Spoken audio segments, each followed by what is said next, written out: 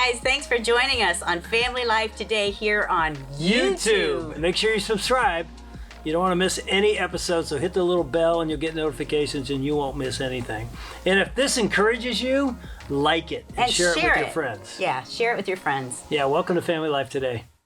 My whole understanding to that point was that, if you just love Jesus and have enough faith, everything's supposed to just fall in place, It's like cupcakes, rainbows, pixie dust, everything's supposed to just be perfect. So, here we are, young married, young in our faith. We're serving in our church, eager and zealous for the Lord. And we have a son born early with big time medical issues who has challenges.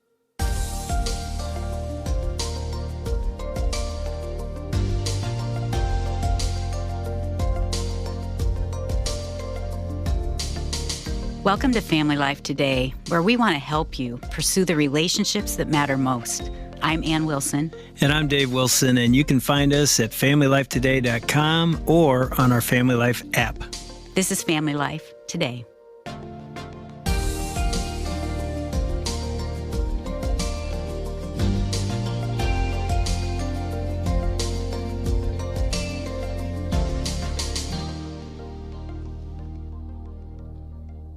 Okay, I've got an Ann Wilson exclusive question. I hate these. I want to hear your answer to, actually, I'm going to throw you on the spot. It's a pretty heavy topic. Okay. All right. Top one reason you think people walk away from their faith. Oh. If they have faith and then they just I don't think I can keep believing anymore. How could a good God allow this pain or tragedy in my life and in the world? How'd you know? You knew I was going to ask that. I think that's what everybody... That was too quick of an answer. She knew. I think everybody wonders that. And the people on the street that I'll talk to that they have no belief or maybe they've turned away, it's tragedy. And they're like, I just don't know how God could allow that. How could a good God allow bad things to happen to good people? Yeah. I mean, that is one of the biggest, if not the biggest, hurdle for not just other people, us as well. I mean, that's a real, and there aren't any easy answers. So we've asked a pastor to come in. Erik Reed is with us today on Family Life Today, and you've never been here, so welcome to Family Life Today. Yeah, thank you guys for having me. This is exciting. It is. I mean, obviously as a pastor, you've dealt with that issue, but we're going to find out today as a husband and a dad as well. You pastor a church in Lebanon, Tennessee. That's right. Which I don't know exactly where it is, but it's east of Nashville. Yeah, home of Cracker Barrel. It's where Cracker Barrel was started. That's right. So you're welcome. Your claim to fame, right? Do you go there a lot? Yeah, pretty regularly. Yeah, I mean, it's like a hometown thing. We love Cracker Barrel. I love Cracker Barrel. Yeah. So talk about this. How many years ago you planted this church? So we turned 16 in the third week of January. So you're driving? Yeah, we're driving. We got the license, and people probably need to watch out on the streets. Yeah. And married with 2 kids. Married with 2 kids. My wife, Katrina, and I celebrate our 20th anniversary on June the 17th. Wow. Oh, good. Well, take us back to December 1st, 2019. I don't know if you want to go there, but it was a pivotal moment in your life. Sort of tell us that story. It was Sunday morning, and my wife and I had been in the hospital with my son, Caleb, who was 15, going on a couple of weeks. Throughout his life, we had been in hospital weeks at a time, multiple times a year. And so it wasn't a new thing for us. We were very comfortable with being in the hospital, more comfortable than most families probably would ever be. We were at home. We packed our bags. We had routines. My wife would tend to the girls. I would stay at the hospital with him. I had my stack of books with me, my computer. We just had routines. We knew what to do because we'd done it so many times. And it was on this day that we would realize that it wouldn't be like any of the other times. A few days prior to December 1st, doctors had come up to us and said, we need to start talking about possibilities of what happens if Caleb doesn't get better. Caleb had been dealing with respiratory issues that were a result of a lot of other things going on in his life, and we can talk about that and how he got to this place. But his respiratory condition wasn't improving. And that was the first time that we had to kind of stop and go, oh, my mercy. We may not go home like we have every other time. Mm-hmm. I think we had just grown so accustomed to we go in, we get a tune-up, we get some antibiotics, we get better, we go home. We had done that so many times that it never crossed my mind that we may not get better and go home. And when the doctors told us that, we had to have some hard conversations with each other, with his primary care doctors, and talk about, do we think that everything has been done that could be done? We also were looking at a son who had been struggling and suffering for really his whole life, but the last couple of years in particular in a big way. And so early that morning, after discussions with the doctors and just a lot of tears, we knew that we were at the end of the road. We went and talked to Caleb and asked him if he was ready to see Jesus. And with his inability to talk at that point because of the stroke, and plus he had a BiPAP machine mask on his face, we just asked him to blink twice if he was ready to see Jesus. And he gave the biggest 2 blinks you could ever imagine. And at that point, our daughters were at church, and we had family let them know that they needed to bring him up there to the hospital. And of course, we started calling our family and letting people know what was happening. And our daughters showed up to the hospital. I went out to meet them. And boy, walking them hand in hand down the long hallway to their brother's room, knowing I was about to tell them that he was going to go be with Jesus soon, was one of the hardest things I ever had to do. And they just cried, and I just hugged them and, tried to console them as much as you can. And we went into the room together, and Katrina, my wife, was in there with Caleb, and we all, the 5 of us, got to spend some time together before the rest of the family came in. And he passed away. We prayed and read scripture over him. We sang 10,000 Reasons, his favorite song. And, that last line, on that day when my strength is failing, the end draws near, my time has come. Still my soul will sing your praise unending, 10,000 years and forevermore. And, we just filled the ICU with praises to God. And he passed and went into eternity and face to face with Christ. And I prayed and gave thanks to God for a son that I got to have for 15 plus years, and just asked him to help us. And he has answered that prayer over and over again. Oh, Erik, I'm sitting here crying because you've lived through the fear of every single parent. Yeah. And you've walked that. And I think what we're talking about today is, how do we find God in the middle of our pain? Yeah. Because so many people are living that, experiencing that. And your book is called Uncommon Trust, which is a perfect title. Yeah, because, you can walk us through, because you had to do it. Give us a little bit of backstory of the, 15 years of Caleb's life. It started out in the hospital when he was born. You knew you had complications. And you were just starting to plan a church at that time? That's right. I was just brand new in ministry. We would start a church the next year, but I was brand new in ministry.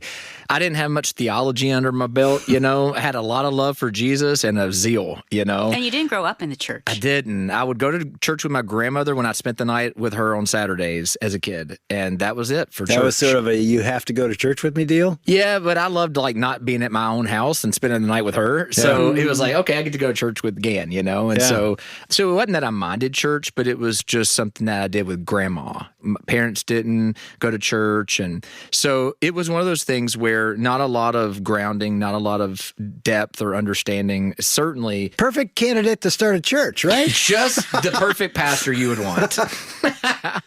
Yeah. So honestly, if December 1st, 2019 would have happened 15 years prior, I had no grounding at all. And honestly, even if you do have grounding, you still get rocked and your legs get wobbly. So I had to jump into the deep end with no floaties on as a young man, married, just over a year now with my first child. And we learned that he had some medical issues. He was born premature at 30 weeks. He had a bad kidney that had cysts all over it, and he had a good kidney. And so we were told, hey, listen, all we got to do is get this bad kidney out. And once the bad kidney's out, he can live a normal life with one kidney. Doctors were telling us people live with one kidney all the time, don't even know they only have one kidney. Really? Yeah. I learned. I've become an expert at kidney. I just don't. I don't have a degree for it, but I can tell you a lot about your kidneys. I bet you can. So you're 24? Yeah. At that time when he was born, I'm 23, about to be 24. Wow. And thrown into the deep end with a son born early, with big time medical issues, and I don't have any theological grounding at all on, okay, what do we do? My whole understanding to that point was that, if you just love Jesus and have enough faith, everything's supposed to just fall in place. It's like cupcakes, rainbows, pixie dust. Everything's supposed to just be perfect. And every story you hear, that's always supposed to be like somebody else's story. It's like, it's those people. It's never you. So, here we are, young married, young in our faith. We're serving in our church, eager and zealous for the Lord. And we have a son who has challenges. And so we wanted to, wait for him to get bigger before they took the kidney out. So when he was born, what they did is they put a drainage tube in that would help keep these cysts from filling up. It kept draining the cyst, which was good, but the tube in his side started creating infections. It started causing problems. And so he battled for those first 2 months off and on with getting infections. And it became one of those things where doctors are saying, okay, there's a risk reward here. The longer we wait and the bigger he gets, the better it will be for his surgery. The longer we wait, the more opportunity there is for serious infection. And he may not survive these infections. These are, he's getting really sick when this happens, which then sets him back from getting bigger too. So finally they came to us 2 months after he was born and said, it's best to get this kidney out. Had he been hospitalized that whole time? The whole time. Okay. So we were in the NICU at that point. He was born at 30 weeks in the hospital, and we stayed there the entire time anticipating this surgery to come. So day of surgery comes, and, it's kind of anticipation, because the idea is like, hey, we're going to have surgery, and this is done. Yeah. This nightmare's over. So you weren't worried. You were anticipating. We were excited. Obviously there's a little nerves because it's a surgery. It's your child. Sure. But, the whole thing was like, we're going to get this kidney out, right? As soon as he urinates and we see that the good kidney's good, we're going home. Going home. And so they did the surgery, he goes to recovery and, he's in recovery and then put him back into a regular room. And we're told, hey, the next morning, everything checks out and everything looks good. You guys will go home. So the next morning I get up early, anticipating the doctors won't come till lunchtime or so. Actually, when I had a side job, just because I was doing an internship at the church and they were paying me gobs and gobs of, tens, I had to go do something. I was like, I'm about to bring a kid home. Right. I got to go make some money. So I was actually installing satellite dishes, like side jobs. And so I told her, I was like, Katrina, I said, I think I can go get a satellite put up this morning, come back to the hospital, load up, and we'll go home with Caleb. And so I took off to go do a job, and she called me a couple hours later. She said, you've got to get up here. And I said, oh, what's going on? She's like, I don't know. The doctors are running around. His blood pressure's really high. His heart rate's really high. They're doing ultrasounds, but they're not telling me anything. You just get back up here. Something's not right.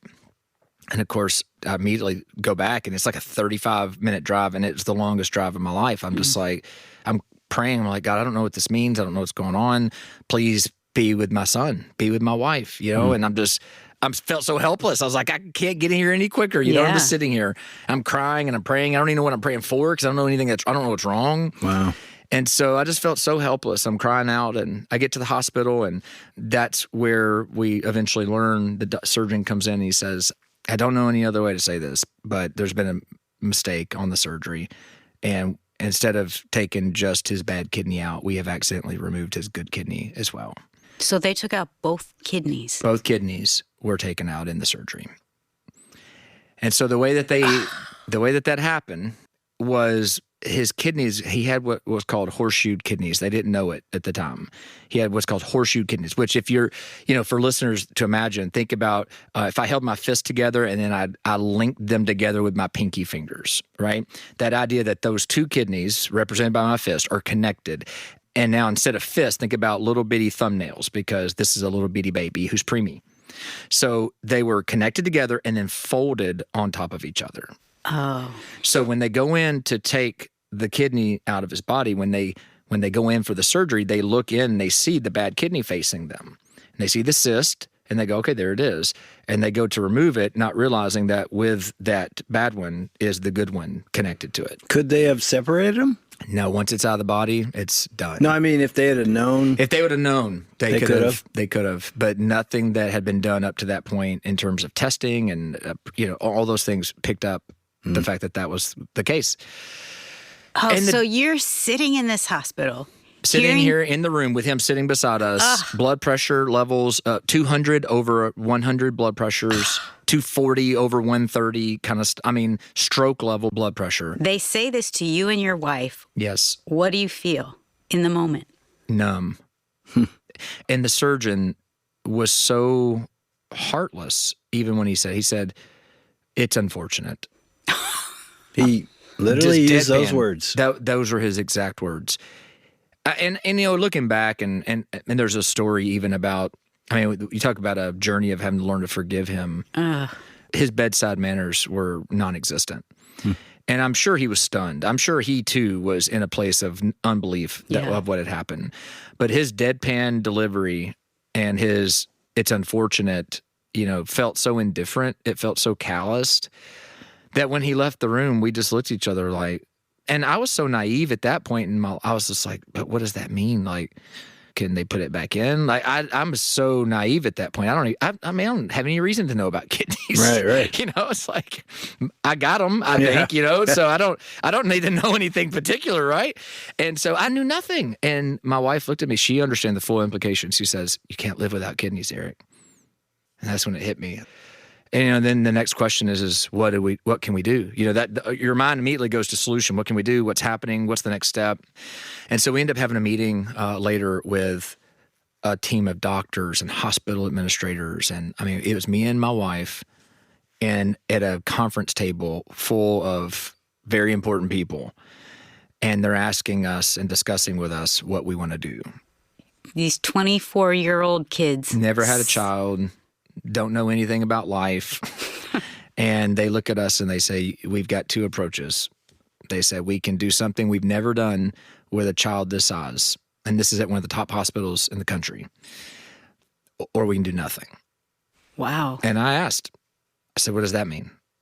And they said, your son will pass. And I said, well, if there is something that can be done, we would like to try to do that. If you think that it could be effective, we would like to try to do that. And so they said, okay. And that meant the next thing that needed to happen was a surgery to place dialysis catheters. And what we would have to do is get him big enough to get a kidney transplant. And you had to have an adult kidney even in a child, because really? All the blood vessels, it would be so small if they were from a child that they would just clot off and it would be ineffective. And so they had to get you big enough, as a baby has to be big enough to get an adult kidney. So we knew it was going to be a process, and the only way to get to that process was dialysis. And to start dialysis on a little bitty baby, they had never done that. So they end up having surgery. We end up getting a catheter in. They end up, we were there, I think, another month or two, just getting his body back regulated, blood pressure down, getting all the fluid off of him. And then we got to go home and with a kid that needed to do dialysis, every night at home. And after a year, the dialysis quit working, and, because he started getting infections and they had to put new catheters in, the catheters wouldn't work. So we had to shift over to a different kind of dialysis, which they do where they run your blood through a machine. And so that required us going to the hospital 3 days a week, 3 to 4 hours at a time. And so for the first 2 years, that was our lives with him. I want to sit on the floor and just cry, imagining the two of you enduring this, walking through this, holding on to each other, praying for, hoping your son would make it, and thinking about all the dreams that you had for this little boy.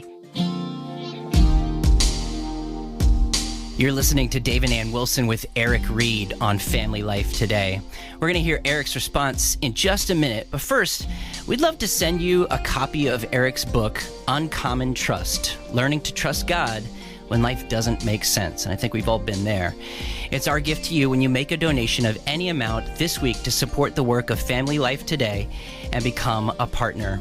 We are, as you may know, listener supported. So if you've been blessed by Family Life today, consider paying it forward and becoming a partner with us. You can give at FamilyLifeToday.com, or you can call with your donation at 1-800-358-6329. Again, the number is 1-800-F as in family, L as in life, and then the word today. All right, now back to Dave and Ann's conversation with Erik Reed.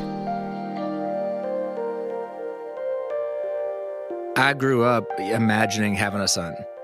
In fact, that's all I ever imagined was having a son. I was an athlete. I loved playing sports. And I always thought about, I can't wait to have a boy to play ball in the yard with and do all these things. And now all of a sudden, here we are with our world turned upside down. After it happened, my wife couldn't even go into the room and see him for days. She was so devastated. She couldn't even look at him. And so a life-changing moment for me was the day after it happened. I went into his room. There's a rocking chair in there. He's in there hooked up to all kinds of things, and machines are beeping. And I had my Bible. I had a notebook. Of course, I haven't preached any sermons at this point in my life. I'm going in there for survival. I'm not looking for content, And I just had my Bible. I said, God, I just need to know what to do, what to think, how to survive, how to help my wife. And I didn't even know where to turn. And I'm flipping around, I don't know what I'm looking for, but I know I'm looking. So I'm flipping. I'd read a few things and, nothing was resonating where it was like, oh, okay, God, you got my attention here. And I got to the book of Daniel. And again, not growing up in church and, at that point in my life, I had voraciously just tore through the Bible and had it all implanted. Yeah. So, I get to Daniel. The only thing I know about Daniel is like, oh yeah, the lion's den. I know that happens here. Yeah, I remember the Sunday school flannel graphs and all those things. But I got to Daniel 1. For whatever reason, I started reading right there in chapter 1. And the very first thing that happens in Daniel 1 is God allows for Nebuchadnezzar to go in and take Jerusalem, to take Israel, and turns them upside down. And these young men and all the best and brightest of the land get ripped, kicking and screaming out of their homes, away from their families, dreams gone, everything changed in a moment, sent away. New identities, new names, new language, new everything. And I remember reading that and I just stopped and I was like, I felt like that's how I felt, like our world's turned upside down. Everything has changed now. And I felt I could identify with these people. This is a true story. I had no idea where the story was even going. Like at this point in my life, I'm like, you're just chapter 1. What's going to happen to them? Yeah. But I was drawn in, especially by the idea that it says, and God gave over Jehoiakim to Nebuchadnezzar in Judah. And I just sat there and was like, okay, what now what? And I kept reading, and you eventually get introduced to Meshach, Shadrach, Abednego, and you see the command to bow down, and they won't do it, and all of a sudden they get summoned to Nebuchadnezzar. And Nebuchadnezzar, says, this is it. This is your chance. Here's the fiery furnace. You can feel the heat on your face. Bow down and worship me and live. What God will save you from my hands. And their response to him, it was like the page, it exploded into life when they said, the God whom we serve is able to save us. I wrote down in my little notebook, God can save us. And I turned over and I looked at my son and I thought, okay, God, I know you can save him. I know this isn't the end of the story. I know you have his life. And I just sat there kind of hopeful for a second, like, yeah, that's right. You are the God who can save. I think throughout scriptures, like you're the God who rescues your people out of Egypt. You're the one that parts the Red Sea. You're the one that can send manna. You can do all things. And I was charged with hope in that moment. And then I read the rest of the verse. I was going to say, but if he doesn't. And I was wrecked by that. When I read, but even if he doesn't, but if not, we will still not bow down and serve you. And guys, at this point, I just sat there, really probably with just a blank stare. I probably had 1,000-yard stare on my face if you'd have walked into that room. And I was grappling with this idea that they were committed to following him, even if he didn't rescue them.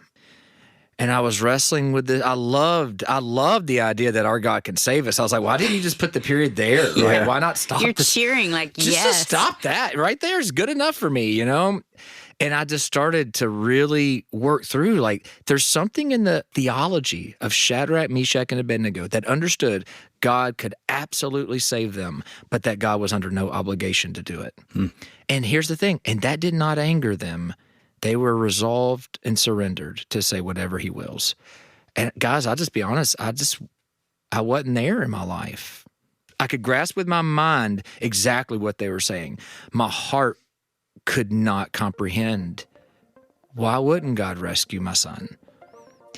But I knew what I was listening to, what I was reading, what I was looking at, what I was thinking about. I knew it was right. I don't know how to get there, but I know there is where we have to be.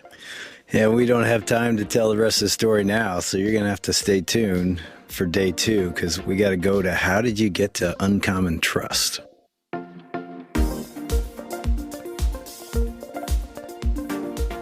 You've been listening to Family Life Today. Now, what would you do if you randomly bumped into the surgeon who critically messed up your son's kidney surgery? That seems like an impossible situation, but that is exactly what happened to Erik Reed. He's going to be talking about what he did, how he felt, and how he reacted in our time tomorrow. I hope you can join us. On behalf of Dave and Ann Wilson, I'm Shelby Abbott. We'll see you back next time for another edition of Family Life Today.